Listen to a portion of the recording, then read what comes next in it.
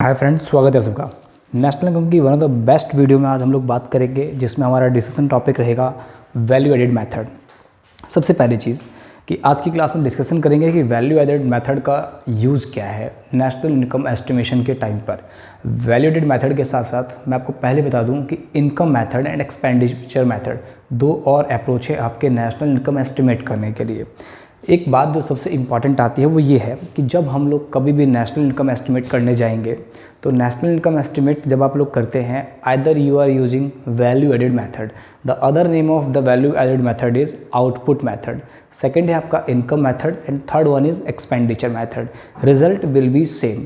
लेकिन जब हम बात करते हैं नेशनल इनकम के एग्रीगेट्स के तो तीनों मेथड डिफरेंट तरह के एग्रीगेट देते हैं।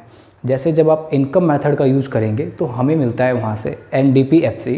इसी तरीके से जब हम लोग एक्सपेंडिचर मेथड का यूज़ करते हैं तो हम लोगों को मिलता है GDP या NDP-MP। इसी तरीके से जब हम लोग वैल्यू एडेड मेथड का यूज़ करते हैं तो हम लोगों को मिलता है GVA-MP। हालांकि ये बात सच है कि GVA-MP जो है वो सम होता है GDP-MP का, यानी कि इसको थोड़ा सा रिवर्स करूँ तो ऐसे कहो कि सिग्मा GVA-MP होता है GDP-MP, यानी कि सम ऑफ GVA-MP क्या कहलाता है GDP-MP। तो यहाँ पर बहुत सारे बच्चों के दिमाग में ना डाउट होता है कि हाउ वी कैन डिसाइड कि हमारा आंसर GVA-MP आएगा या GDP-MP आएगा या NDP-FC आएगा या GDP-MP या NDP-MP आएगा। ये बात आपको क्लियर मेंशन होनी चाहिए कि आप जब आप क्वेश्चन करेंगे तो क्वेश्चन करते टाइम में सबसे इम्पॉर्टेंट चीज़ कि एग्जामिनर पे डिपेंड करता है कि वो कैसा क्वेश्चन दे रहा है आपके सामने। क्वेश्चन कम से कम वैल्यू एडेड मेथड में कम से कम नहीं भी नहीं तो 6 से 7 टाइप के क्वेश्चन बनाए जा सकते हैं बहुत ही ईजी तरीके से। इसी तरीके से इनकम मेथड में भी आराम से 4 या 5 टाइप के क्वेश्चन बनाए जा सकते हैं। एक्सपेंडिचर मेथड में भी इसी तरीके से 4 या 5 तरीके के क्वेश्चंस बनाए जा सकते हैं। तो सबसे इम्पॉर्टेंट बात ये निकल कर आती है कि आपको केवल ये देखना है कि आपका कॉन्सेप्ट कवर होना चाहिए।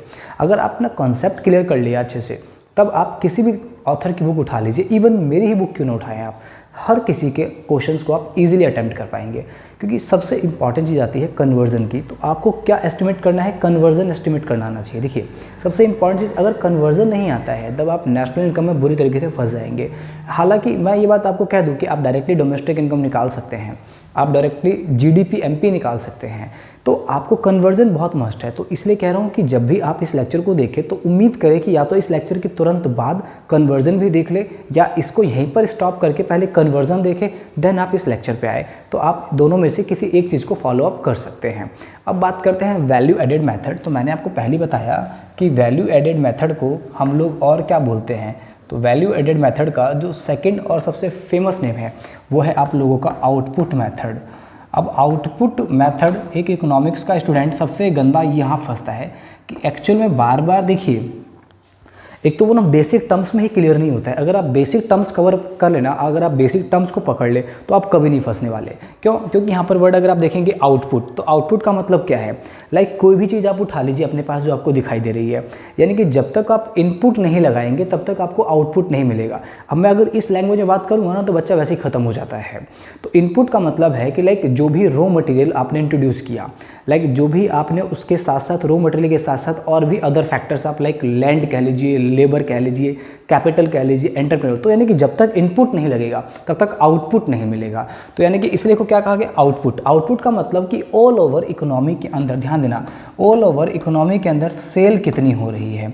अब यहाँ पर आउटपुट मेथड कहने का एक और भी रीज़न है, या आप ये कह सकते हैं कि नेशनल इनकम को जब भी हम लोग एस्टिमेट करते हैं तो नेशनल इनकम को एस्टिमेट करने के लिए वैल्यू एडेड मेथड जो है ये क्यों यूज़ होता है। तो इससे मैं आपको एक बात क्लियर कर दूं कि वैल्यू एडेड मेथड का जब भी हम लोग यूज़ करते हैं तो इस मेथड का यूज़ करने का सबसे अच्छा जो रिजल्ट मिलता है हमें ये मिलता है कि किसी भी गुड्स की वैल्यू बार बार कैलकुलेट नहीं होती है।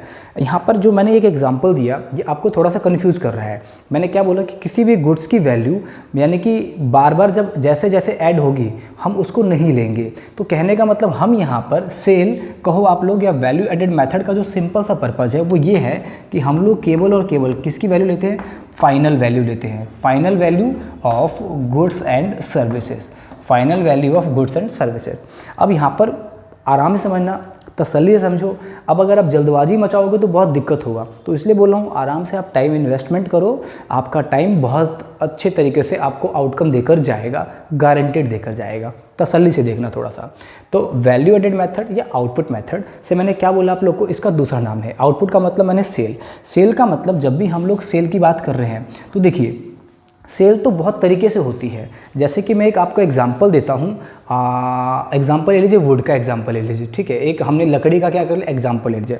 अब यहाँ पर आपके दिमाग में तुरंत जैसे ही मैंने लकड़ी का एग्जांपल लिया तो आपके बात में दो बातें आपके दिमाग में आएंगी, ठीक है। सबसे पहली बात कि लकड़ी से हम क्या बना सकते हैं, फर्नीचर बना सकते हैं। हालांकि फर्नीचर के अलावा बहुत सारी चीज़ें बनाई जा सकती है, ठीक है। अब जब वुड को कौन करता है कन्वर्ट फर्नीचर में, अब आपको पता है कि वुड से फर्नीचर में जो कन्वर्ट करने का सारा रोल प्ले है वो है कारपेंटर का। समझना आप अच्छे से, किसका काम है, यानी कि कारपेंटर का। इसी तरीके से फर्नीचर जब बन जाता है तो फर्नीचर दो बंदे खरीद सकते हैं। एक तो फर्नीचर डायरेक्ट कंज्यूमर परचेज कर सकता है, ध्यान दीजिएगा, एक तो फर्नीचर डायरेक्ट कंज्यूमर परचेज कर सकता है, और इसी तरीके से एक जो ये फर्नीचर है वो कंज्यूमर की जगह पर कौन परचेज कर सकता है, तो वो परचेज कर सकता है आप लोगों का डीलर। अब यहाँ पर क्या फ़र्क हुआ, देखिए जब डीलर परचेज करेगा तो डीलर और कंज्यूमर में क्या फ़र्क है, तो डीलर और कंज्यूमर में सिर्फ इतना फ़र्क है कि जब उसे कंज्यूमर परचेज करेगा तो वो उसकी वैल्यू फर्दर ऐड नहीं करेगा या उसकी वैल्यू को और एडिशन नहीं कर सकता। वो उसे क्या करेगा, अपने कंजम्पशन के लिए यूज़ कर लेगा, अपने कंजम्पशन के लिए क्या कर लेगा, यूज़ कर लेगा। लेकिन जैसे ही बात करता हूँ मैं डीलर की, तो डीलर जैसे ही उसको परचेज करेगा तो वो क्या करेगा, इसकी वैल्यू आगे वो फर्दर क्या करेगा, यानी कि इंक्रीज करेगा। तो इसीलिए वैल्यू एडिशन मेथड हमें क्या देता है, एग्जैक्ट फिगर देता है। कौन सा एग्जैक्ट फिगर देता है कि मान लीजिए अगर किसी गुड्स की वैल्यू को जितनी बार इंक्रीज किया जाता है तो उसमें जितना भी इंटरमीडिएट कॉस्ट जुड़ा हुआ है उसको क्या करते हैं, हम रिमूव करते जाते हैं। इंटरमीडिएट कॉस्ट रिमूव करने का क्या मतलब है, लाइक देखिए अगर मैं कहता हूँ, आप लोग बहुत सारे एग्जाम्पल देता हूँ मैं, अगर कहता हूँ कि import of raw material, import of raw material, यानी कि अगर आप दूसरी कंट्री से क्या कर रहे हैं, इंपोर्ट कर रहे हैं रॉ मटेरियल। अब यहाँ पर एक कंडीशन आ गई कि यही चीज़ अगर आप इंपोर्ट कर रहे हैं रॉ मटेरियल, तो ये रॉ मटेरियल जब भी इंपोर्ट करता है तो वो कौन इंपोर्ट करेगा, तो प्रोड्यूसर करेगा। अब एक बात बताइए, एक प्रोड्यूसर जो है वो रॉ मटेरियल क्यों इंपोर्ट करेगा, तो एक प्रोड्यूसर रॉ मटेरियल इसलिए इंपोर्ट करता है कि वो आगे जा करके या तो वो रॉ मटेरियल की वैल्यू ही ऐड करके बेच दे या उसी रॉ मटेरियल को वो फिनिश गुड्स में क्या कर दे, कन्वर्ट कर दे, फिर आगे जाकर बेचे। अब मैं सेम बात, अगर ये प्रोड्यूसर इंपोर्ट कर रहा है रॉ मटेरियल और सेम प्रोड्यूसर दूसरे प्रोड्यूसर को, लाइक मैं प्रोड्यूसर को जहाँ पर एक वर्ड यूज़ करता हूँ फर्म ए, फर्म ए क्या कर रहा है, फर्म बी को बेच रहा है, ध्यान देना, फर्म ए क्या कर रहा है, फर्म बी को बेच रहा है। इसी तरीके से फर्म बी क्या कर रही है, आगे फर्म सी को बेच रही है। अब यहाँ पर बहुत सारा डिबेट आ गया, ध्यान समझना अच्छे से। जब आपने रॉ मटेरियल परचेज किया तो यहाँ पर क्या हुआ, आप मतलब मान लीजिए आप फर्म ए हैं, तो आगे जब आपने फर्म ए ने क्या करा, फर्म बी को बेच दिया, फिर फर्म बी ने क्या करा, फर्म सी को बेच दिया। अब ज़रा ध्यान समझना, आपको पता है कि सारी की सारी ये फर्म है और सारी की सारी फर्म जब जैसे जैसे एक दूसरे से चीज़ें परचेज करेगी तो सीधी सी बात है कि उसकी वैल्यू क्या करेगी, ऐड करके वो आगे और बेचेगी। मान लीजिए इसने कितने का परचेज करा, 100 का, तो ये इसको 100 का तो नहीं बेचेगी, है कि नहीं, कितने का बेचेगी, मान लीजिए कितने का बेचा, 200 का, और इसने कितने का बेचा इसको, यानी कि 300 का।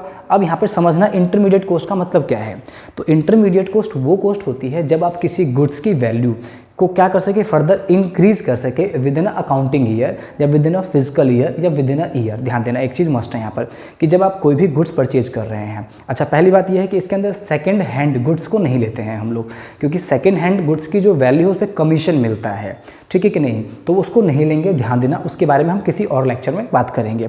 बट फिलहाल यहाँ पर जो मैं बोलने की कोशिश कर रहा हूँ कि अगर किसी गुड्स की वैल्यू फर्दर इंक्रीज की जा सके तो वो इंटरमीडिएट गुड्स होती है। लाइक अगर मैं इसको एक एग्जांपल के थ्रू समझाऊं तो अगर आप एक क्रिकेट मैच का एग्जांपल ले लीजिए, ठीक है, क्रिकेट मैच का आपने एग्जांपल ले लिया। अब आपको पता है कि ये ग्राउंड है हम लोगों का, और जब तक अगर मान लो यहाँ पर एक बैट्समैन है, बैट्समैन ने क्या करा, जैसे ही शॉट मारा तो शॉट मारते ही अगर वो क्या कर जाए, यानी कि बाउंड्री से पार चली जाए, तो उसे क्या हमने चौका या छक्का डिक्लेयर कर देते हैं। तो लाइक उसका मतलब है कि डायरेक्ट आपने कोई चीज़ प्रोड्यूस करी और डायरेक्ट कंज्यूमर ने खरीद ली। जैसे ब्रेड का एग्जांपल लेते हैं कि जैसे ही आपने ब्रेड क्या करा, बेचा और डायरेक्ट आपने ब्रेड बनाया, लाइक मेरी कंपनी है ब्रिटानिया की और मैंने ब्रेड मैन्युफैक्चर किया और क्या हुआ, जैसे डायरेक्ट कंज्यूमर ने खरीद लिया तो सीधा वो वाला केस हो गया, यानी कि कंज्यूमर उसकी वैल्यू नहीं ऐड कर सकेगा। अब कहने का मतलब अगर ये बॉल इस बाउंड्री के अंदर रहती है तो वो 1 रन 2 रन 3 रन हो सकता है ओवरथ्रो हो जाए, वर्ल्ड कप का फाइनल मैच आ जाए, है कि नहीं, इंग्लैंड और न्यूजीलैंड वाला, तो बहुत सारी चीज़ें पॉसिबल है, बट सिंपल सी चीज़ कि इंटरमीडिएट गुड्स वो गुड्स होती है जिसकी वैल्यू क्या होती रहती है, एडेड होती रहती है विद इन अकाउंटिंग ईयर। जैसे मैं आपसे एक बात बोलूँ, यहाँ पर बहुत ही मस्त मेथड है, अगर आपको एक बार समझ में आ जाए ना तो आप इसके फ़ैन हो जाएंगे, क्योंकि इस मेथड में इनकम और एक्सपेंडिचर मेथड की तरह बहुत बड़े ज़्यादा आइटम्स नहीं है, लेकिन यहाँ पर सबसे इंपॉर्टेंट है कॉन्सेप्ट। समझ रहे हैं बात अच्छे से आप? देखिए, फर्म ए ने क्या करा, फर्म बी को सेल किया। तो आपको पता है कि फर्म ए के लिए तो एक चीज़ क्या हो गई, सेल हो गई है, ध्यान से सुनना। लेकिन फर्म बी जब खरीदेगा तो अभी इसके लिए सेल तो नहीं हुई, ये क्या हो गई, इसके लिए परचेज हो गई है। अब याद रखना मैंने क्या कहा, इसके लिए परचेज हो गई, तो ये आगे इसकी वैल्यू अभी और एडेड करेगा और बेचेगा। तो अब फर्म बी जब इसको 200 का क्या कर रही है, देखिए फर्म ए ने क्या करा, 100 का खरीदा, सुनना ध्यान से, और इसने किसको बेचा, फर्म बी को 200 का बेचा। फर्म बी ने कितना क्या बेचा, इसको 200 की चीज़ 300 की बेची। तो फर्म सी ने क्या करा, इसके लिए परचेज किया। अब हो सकता है कि ये आगे डायरेक्ट किसको सेल कर दे, तो ये डायरेक्ट सेल कर दे किसको, कंज्यूमर को सेल कर दे। तो कंज्यूमर को कितने का सेल किया इसने, 500 का। अब यहाँ पर देखिए, अगर मैं इस सबको टोटल कर दूँ, लाइक 100, 300, 600 और 500, 1100, तो अगर मैं आपसे कहूँ कि यार इकोनॉमी में मान लो कितने बंदे हैं, 4 ही बंदे हैं खाली, 1 2 3 4, अगर मैं कहूँ कि इकोनॉमी में 4 ही बंदे हैं और चारों बंदों का मैं सम कर दूँ, तो यहाँ पर अगर आप सम करेंगे तो टोटल जीडीपी कितने की आ गई, तो टोटल जीडीपी 100, 300, 600 और 500, 1100। तो यहाँ पर जैसे ही आप देखेंगे 1100 की जीडीपी आई है, तो आप बोलेंगे यार जीडीपी का साइज़ तो बहुत बड़ा हो गया है। तो कहने का मतलब जब भी हम बात करते हैं जीडीपी के बारे में, तो it is the sum of final value of goods and services that is produced during an accounting year और फिजिकल ईयर। तो अगर मैं इस तरीके से कहने जा रहा हूँ यहाँ पर, तो यार इकोनॉमी का साइज़ बहुत बड़ा दिखाई देगा, क्योंकि हम क्या कर रहे हैं, हर बंदे की फाइनल वैल्यू को ऐड करते जा रहे हैं। तो इसीलिए वैल्यू एडेड मेथड का यूज़ किया जाता है। लाइक यहाँ पर कितने का वैल्यू एडिशन हुआ, तो यहाँ पर हुआ है 100 का वैल्यू एडिशन। तो क्या ये चीज़ ऐड करना सही है, बिल्कुल भी सही नहीं है। इससे क्या हो रहा है, इकोनॉमी का साइज़ बहुत बड़ा दिख रहा है। इस तरीके से इसने कितने का वैल्यू एडिशन करा, 100 का। तो इसने कितने का वैल्यू एडिशन करा यहाँ पर, तो 200 का।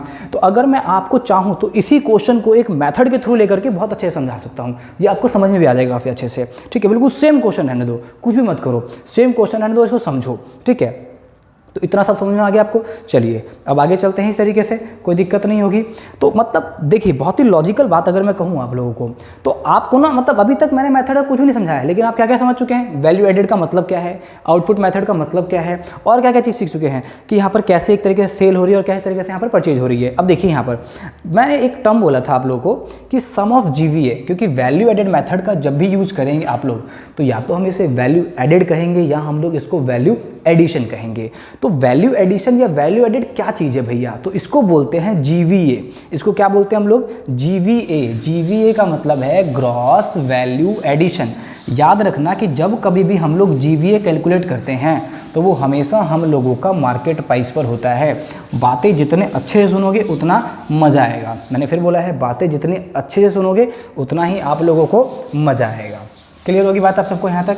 चलिए, मैंने क्वेश्चन रहने दिया है ऐसे। देखिए, अब हमारे पास वैल्यू एडेड या आउटपुट मेथड को कैलकुलेट करने के लिए मैंने पहले बोला क्या है, जीवीए एमपी, यानी कि वैल्यू एडिशन या को क्या बोलते हैं, जीवीए एमपी बोलते हैं। तो फॉर्मूला क्या हो गया, वीए। वीए हमेशा क्या देगा आपको, जीवीए एमपी देगा। तो वैल्यू एडिशन क्या होता है, वैल्यू एडिशन होता है आप लोग का, देखो मैं पहले डायरेक्ट फॉर्मूला लिखता हूँ, तो आप इस फॉर्मूले को ऐसे लिख दो, VOO। लाइक देखिए, अगर आपको पता है कि क्वेश्चन में बहुत तरीके से क्वेश्चन आते हैं, जज्बाती मत होना, मतलब ये नहीं कि मतलब 1 घंटा सर ने पढ़ाया सब कुछ आ गया, ऐसा कुछ नहीं है। आपको पता होना चाहिए कि थोड़ा सा टाइम आपको अच्छे से इन्वेस्टमेंट करना है। बिकॉज अगर आप इस तरीके से सोचेंगे तो यार मैं पूरे साल में अगर 15 घंटे इन्वेस्टमेंट करूँ सर के साथ तो मेरे 15 चैप्टर पूरे हो गए, और इंडियन इकोनॉमी के 10 चैप्टर डिस्कस कर लूँ 25 घंटे में तो मेरे पूरी इकोनॉमिक्स कवर हो जाएगी। ऐसा नहीं है पॉसिबल, थोड़ा सा टाइम देना पड़ता है चीज़ों के साथ, है कि नहीं। हाँ, अगर आप चीज़ों को डेप्थ में समझना चाहते हैं तब, बाकी तो आपकी मर्जी है। देखिए, अगर आपको direct value of output given है, वैल्यू ऑफ आउटपुट गिवन का मतलब क्या हुआ, तो वैल्यू ऑफ आउटपुट कहने का मतलब है यहाँ पर हो सकता है कि आपको इकोनॉमी में डायरेक्ट बता दिया जाए प्राइमरी सेक्टर में कितना इस बार सेल हुआ है, सेकेंडरी सेक्टर में कितने का सेल हुआ, सर्विस सेक्टर में कितने का हुआ। इसी तरीके से ये बताया दिया आपको डायरेक्ट कि प्राइमरी सेक्टर ने कितने की गुड्स परचेज करी, सेकेंडरी सेक्टर ने कितने का परचेज किया, और टर्जरी सेक्टर ने कितने का गुड्स परचेज किया। तो इस तरीके से मैं बात कर रहा हूँ यहाँ पर। तो वैल्यू ऑफ आउटपुट अगर डायरेक्ट गिवन है तो बहुत मतलब लड्डू पड़ा है सामने, खा लो। और एक जगह क्या है है कि आपको बोला एक रूम के अंदर लड्डू पड़ा है, जाओ और ढूंढ कर खाओ, तो दो केस है यहाँ पर। तो अगर वैल्यू एडिशन जीवीएमपी निकालना है तो वैल्यू ऑफ आउटपुट माइनस क्या कर देना है आपको, इंटरमीडिएट कॉस्ट। ठीक है, इंटरमीडिएट कॉस्ट। अभी बहुत सारी बातें आएंगी, ध्यान सुनना। तो वैल्यू ऑफ आउटपुट अगर नहीं दे रखा है तो वैल्यू ऑफ आउटपुट कैसे निकालते हैं, तो सिंपल सा चीज़ है कि इकोनॉमी के अंदर डायरेक्ट जितनी भी सेल हो रही है और जितना भी, अच्छा मान लो मैंने गुड्स परचेज कर लिया और गुड्स परचेज कर लिया मैंने, और गुड्स परचेज करने के बाद तो मेरा नहीं बिका, तो भैया कुछ क्लोजिंग स्टॉक होगा मेरे पास, और इस तरीके से मैं कुछ नया फिर खरीदूंगा तो मेरा कुछ ओपनिंग स्टॉक होगा। तो कहने का मतलब यहाँ पर क्या ऐड हो जाता है, डेल्टा स्टॉक। यानी कि सिंपल सी चीज़, अगर वैल्यू ऑफ आउटपुट नहीं दे रखा है आपको तो क्या करेंगे, सेल प्लस डेल्टा स्टॉक, और क्या माइनस कर देंगे आप उसमें से, इंटरमीडिएट कॉस्ट। क्या माइनस करेंगे उसमें से, इंटरमीडिएट कॉस्ट। याद रखना आप इस चीज़ को, ठीक है। अब यहाँ पर बहुत सारी बातें आएंगी सेल के रिगार्डिंग और इंटरमीडिएट कॉस्ट के रिगार्डिंग। और डेल्टा स्टॉक जब आपको नहीं दे रखा है तो डायरेक्ट कैसे निकालेंगे आप डेल्टा स्टॉक, तो उसका फॉर्मूला होता है क्लोजिंग स्टॉक। अच्छा, डेप्थ में पूरा का पूरा समझा ही देता हूँ मैं आप लोग को, ठीक है, जिससे आपको पूरा का पूरा मज़ा आ जाए। ठीक है, आप बोलो कि यार मज़ा आ गया। ठीक है, तो डेल्टा स्टॉक कैसे निकालेंगे, closing stock minus opening stock. ठीक है, ये तो हो गया इतना। अगर मैं आपसे पूछूं कि भैया वैल्यू एडिशन, या अगर मैं आपसे कहूं इसी चीज़ को ऐसे कि जीवीएमपी निकालने का क्या फॉर्मूला होता है, तो आप बोलेंगे कि जीवीएमपी निकालने का फॉर्मूला बहुत सिंपल है। क्या है, सेल प्लस डेल्टा स्टॉक। मैंने कहा थोड़ा इसको और एक्सपेंड करके लिखो, तो आप कैसे लिखेंगे इसको और एक्सपेंड करके, तो इसको लिखेंगे क्लोजिंग स्टॉक बोलो माइनस ओपनिंग स्टॉक। ठीक है, closing stock minus opening stock, और इसमें से क्या कर देंगे, माइनस कर देंगे इंटरमीडिएट कॉस्ट। ठीक है, ये हो जाएगा पूरा फॉर्मूला। अब देखिए ध्यान से, अब मैंने जैसा आपको बताया कि ये जो हमारी इकोनॉमी थी, इस इकोनॉमी के अंदर कितनी फर्म थी, 4 फर्म थी। तो जब 4 फर्म है तो चारों फर्म का अगर हम लोग निकाल ले तो चारों फर्म का जो यहाँ पर जीवीए होगा उसी का सम, यानी कि वही चीज़ सिग्मा जीवीएमपी क्या कहलाती है आप लोगों को, तो वो कहलाती है जीडीपीएमपी। क्या कहलाएगी वो आपकी, जीडीपीएमपी, यानी कि ग्रॉस वैल्यू एडिशन जीडीपीएमपी होता है। ये चीज़ थोड़ा सा और कवर हो जाएगी जब हम न्यूमेरिकल करेंगे। तो अगर आपको जब कभी भी नेशनल इनकम निकालना है तो आप क्या यूज़ करिए, जीडीपीएमपी वाला कॉन्सेप्ट यूज़ करिए। और जब कभी भी क्वेश्चन के अंदर आपको एनवीएफसी निकालना है, क्लोजिंग स्टॉक, ओपनिंग स्टॉक और सेल निकालना हो, तब आप ये वाला कॉन्सेप्ट यूज़ करें, जीवीएमपी वाला। ठीक है, वैसे अभी एग्जामिनर का लेवल इतना ज़्यादा हाई नहीं पहुँचा है जिससे आप इसको समझ सकें। देखिए, तो अब यहाँ पर जो मोस्ट इंपॉर्टेंट चीज़ है जो हमें याद रखनी है हमेशा, वो रखनी है सेल के रिगार्डिंग। यानी कि एक तो बात हमें याद रखनी है सेल के रिगार्डिंग, और एक बात हम लोग को याद रखनी है इंटरमीडिएट कॉस्ट के रिगार्डिंग। बहुत ही इंपॉर्टेंट है। देखिए, सेल के रिगार्डिंग का क्या मतलब है, सिंपल सी बात है कि अगर आपको क्वेश्चन में कहीं पर भी डायरेक्ट सेल दे रखा है तो बाकी किसी भी तरीके की सेल नहीं लेनी है। यानी कि फिर से बोल रहा हूँ, अगर आपको क्वेश्चन में डायरेक्ट सेल दे रखी है तो बाकी किसी भी तरीके की सेल नहीं लेनी है। लेकिन अगर आपको क्वेश्चन में डायरेक्ट सेल नहीं दे रखी है तो हो सकता है कि क्वेश्चन के अंदर आप लोगों को डोमेस्टिक सेल दे रखी हो। अभी इस साल भी क्वेश्चन आया था बहुत अच्छा, जिसमें फंसाया हुआ था बच्चों ने।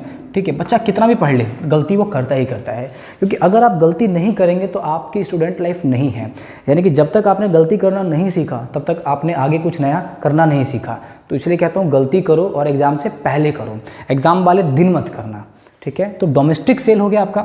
और जैसे ही डोमेस्टिक सेल दे रखा है तो क्या ऐड कर देंगे, एक्सपोर्ट। देखिए, एक्सपोर्ट का मतलब क्या हुआ कि आप अपने कंट्री से चीज़ें बाहर किसी और कंट्री में बेच रहे हैं, तो ऑफकोर्स वो भी क्या हो गया, एक तरीके से सेल हो गया। लेकिन जब आपको डायरेक्ट सेल दे रखा है, यहाँ पर ध्यान रखना कि सेल मतलब डायरेक्ट सेल जब दे रखा है तो ना तो डोमेस्टिक सेल लेंगे और ना ही एक्सपोर्ट लेंगे। ठीक है, इसके साथ साथ और क्या देता है, लाइक फर्म ए क्या कर रहा है, फर्म ए सेल कर रही है, firm A sale to firm B. ठीक है, यानी कि फर्म ए ने क्या करा, फर्म बी को क्या करा है, सेल किया, firm A sale to firm B. तो इस तरीके से ये भी सेल हो गई आपकी।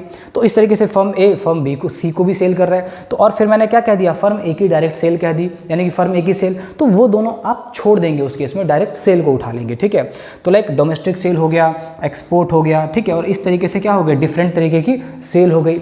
यानी कि हमेशा सेल के कंडीशन में एक चीज़ आप याद रखिए कि क्वेश्चन में जब आप लोग को अगर डायरेक्ट सेल दे रखी है, जब आपको क्वेश्चन में डायरेक्ट सेल दे रखी है तो इन सबको मत ऐड करना। और अगर क्वेश्चन के अंदर डायरेक्ट सेल नहीं दे रखी है देन क्या करिए, उसके अंदर domestic sale, export, firm A to firm B, ठीक है। तो इस तरीके से आप क्या करेंगे, वो सारी सेल को ऐड कर देंगे, ठीक है। इतना ही मोस्ट इंपॉर्टेंट था यहाँ पर। और सेल के रिगार्डिंग आपको इसके अलावा कुछ भी नहीं याद रखना है। बात करते हैं इंटरमीडिएट कॉस्ट के रिगार्डिंग। इंटरमीडिएट कॉस्ट के रिगार्डिंग देखिए सेम वही चीज़, अगर क्वेश्चन में आपको डायरेक्ट इंटरमीडिएट कॉस्ट दे रखा है, अगर क्वेश्चन में आपको डायरेक्ट इंटरमीडिएट कॉस्ट दे रखा है तो आपको कुछ भी नहीं लेना है। और अगर डायरेक्ट इंटरमीडिएट कॉस्ट नहीं दे रखा है तो आप क्या ले लेंगे, परचेज ऑफ रॉ मटेरियल। अगर आप क्या कर रहे हैं, परचेज कर रहे हैं क्या, रॉ मटेरियल, ठीक है। हो सकता है कि इसी के साथ साथ एक और तरीके से इसी चीज़ को हम लिख सकते हैं, क्या लिख सकते हैं, तो हम लिख सकते हैं import of raw material, import of raw material, ठीक है। तो यानी कि आपने एक तो परचेज कर लिया रॉ मटेरियल, एक इंपोर्ट कर लिया। इसके साथ साथ हमेशा एक बात याद रखो, वो मोस्ट इम्पॉर्टेंट है कि याद रखना एक चीज़ की कोई भी जो इंस्टीट्यूशनल सोर्स होते हैं, ठीक है, कोई भी जो इंस्टीट्यूशनल सोर्स होते हैं, इंस्टीट्यूशनल मतलब है यहाँ पर लाइक हमारा इंस्टीट्यूट हो गया, हमारी कंपनी हो गई, उस तरीके से कोई रेस्टोरेंट हो गया, कैफ़े हो गया, आपका स्कूल हो गया, अगर वो जितने भी इंस्टीट्यूशनल सोर्स हैं अगर वो सब नॉन ड्यूरेबल गुड्स यूज करते हैं, याद रखना इस चीज़ को, कोई भी इंस्टीट्यूशनल, कंज्यूमर नहीं, याद रखना, कोई भी इंस्टीट्यूशनल सोर्स अगर non durable goods, non durable तो यूज़ करते ही खत्म, लाइक चॉक, डस्टर, ठीक है, और लाइक कैंटीन में वेजिटेबल, पनीर, इस तरीके से अगर वो यूज़ करते हैं तो वो सब क्या आते हैं, नॉन ड्यूरेबल गुड्स आते हैं। और सारी non durable goods intermediate cost होती है, ये बात हमेशा याद रखना। लाइक फार्मर यूज़ करता है ना सीड, फर्टिलाइज़र, तो कभी टाइम मिलेगा तो factor input, non factor input के बारे में हम लोग बात करेंगे इसके अंदर, ठीक है। बट फिलहाल इंटरमीडिएट कॉस्ट के रिगार्डिंग आपको इतना ध्यान रखना है कि purchase of raw material, import of raw material, institutional source, ठीक है। इसके अलावा प्रोड्यूसर अगर कोई भी चीज़ परचेज करता है, ध्यान देना, प्रोड्यूसर अगर कोई भी चीज़ परचेज कर रहा है, ठीक है, या डीलर जब कोई भी चीज़ परचेज करेगा, ठीक है, अगर उसके अलावा क्या दे रखा है, परचेज ऑफ रॉ मटेरियल लिख दिया, यानी कि परचेज लाइक अगर वो कोई भी चीज़ क्या करे, परचेज करे, तो परचेज में बस एक चीज़ याद रखो कि वो इन्वेस्टमेंट पर्पज़ का नहीं होना चाहिए, लाइक इन्वेस्टमेंट पर्पज़ का होगा और जिसकी वैल्यू फर्दर वो ऐड ना कर सके, ठीक है। लाइक एक फार्मर है, वो अगर ट्रैक्टर परचेज करता है तो वो क्या है, नॉन ड्यूरेबल नहीं है, पहली बात तो याद रखो, वो ड्यूरेबल है, तो वो इंटरमीडिएट कॉस्ट नहीं होता है। तो ये सारी बातें और मज़ेदार हो जाती है जब आप एक प्रैक्टिकल क्वेश्चन को करते हैं। तो क्वेश्चन कितने तरीके से बनते हैं यहाँ पर वो चीज़ देख लो, फिर मैं एक सेपरेट क्लास में क्या करूँगा, सारे के सारे क्वेश्चन कवर करूँगा। उम्मीद है कि आप इसको नोट डाउन भी कर लिया होगा आप लोगों ने, ठीक है। चलिए तो अब बात करते हैं हम लोग यहाँ पर फटाफट से टाइप्स ऑफ क्वेश्चन। देखिए टाइप्स ऑफ क्वेश्चन में सबसे पहली चीज़, देखिए टाइप्स ऑफ क्वेश्चन में सबसे पहली चीज़ वो आपसे GVA MP निकलवा सकता है, ठीक है। दूसरी चीज़ वो आपसे NVA FC निकलवा सकता है, ठीक है, इसी तरीके से NVA MP निकलवा सकता है। तीसरी चीज़ वो आपसे क्वेश्चन के अंदर सेल निकलवा सकता है, क्लोजिंग स्टॉक निकलवा सकता है, ओपनिंग स्टॉक निकलवा सकता है और इंटरमीडिएट कॉस्ट निकलवा सकता है। इतने तरीके से क्वेश्चन वो कर सकता है आपके साथ। इसके अलावा वहाँ पर वो डायरेक्ट वैल्यू ऑफ आउटपुट दे दे आपसे और उसका क्वेश्चन पूछ सकता है। इसके अलावा आपको क्या कर सकता है, वहाँ पर वैल्यू ऑफ आउटपुट में एक चीज़ में फंसा सकता है। लाइक मैं एक कंपनी है मेरी जो कि ये डस्टर बेचती है, ठीक है, सॉरी चौक बेचती है। अब आपको पता है कि एक चौक का जो डब्बा है वो कितने का है, 10 रुपये का है, और ऐसी क्वांटिटी में कितनी बेचता हूँ, तो मैं बेचता हूँ 1000 यूनिट्स बेचता हूँ, और कितने का बेचता हूँ, 10 का। तो याद रखना कि सेल नहीं दे रखा हो तो प्राइस इनटू क्वांटिटी कर लो, कितने की आपने टोटल सेल या टोटल वैल्यू ऑफ आउटपुट कितनी निकाली है आपने। तो आपको एक इस तरीके के क्वेश्चन पूछ सकता है यहाँ पर एग्जाम में। इसके अलावा एक क्वेश्चन आता है हॉट्स का। हॉट्स में कैसे क्वेश्चन आते हैं, तो हॉट्स में जो क्वेश्चन आते हैं वो आपको फंसाएगा वहाँ पर। लाइक एक प्रोड्यूसर है, वो किस तरीके से उसके अंदर वो परचेज करता है रॉ मटेरियल को, उसके अलावा डोमेस्टिक सेल दे देगा आपको, उसके अंदर एक्सपोर्ट दे देगा, फिर सेल दे देगा। तो इस तरीके के क्वेश्चन आपको देता है। यानी कि कुल मिलाकर के अगर बात करी जाए तो 8-9 तरीके के क्वेश्चन आपको यहाँ से पूछे जाते हैं, जो कि आप डेफिनेटली कर सकते हैं आफ्टर अटेम्प्टिंग दिस लेक्चर। एक क्वेश्चन मैं आपको बहुत ही बेसिक करके दिखा देता हूँ, जिससे आप क्वेश्चन में कभी भी फंसे ना। एक क्वेश्चन अगर आप कर लेंगे तो आपका जो कॉन्फिडेंस लेवल है वो बिल्कुल 7वें आसान में पहुँच जाएगा, ठीक है। फिर बाकी आप ट्राई कर सकते हैं। लाइक मैंने आपको क्या करा, एक आइटम्स दे दी यहाँ पर और मैंने उनके क्या कर दिए, अमाउंट दे दिए। मैंने कहा लाइक एक तो सेल दे दिया, फिर मैंने आपको एक डेल्टा स्टॉक दे दिया, हो सकता है कि वो क्लोजिंग और ओपनिंग अलग अलग दे दे, और एक मैंने आपको क्या दे दिया, इंटरमीडिएट कॉस्ट दे दिया। तो मैंने आपको क्या कहा है यहाँ पर इस क्वेश्चन के अंदर, कैलकुलेट, मैंने ये 800 दे दिया आपको, ये 200 दे दिया, और ये मैंने आपको 500 दिया।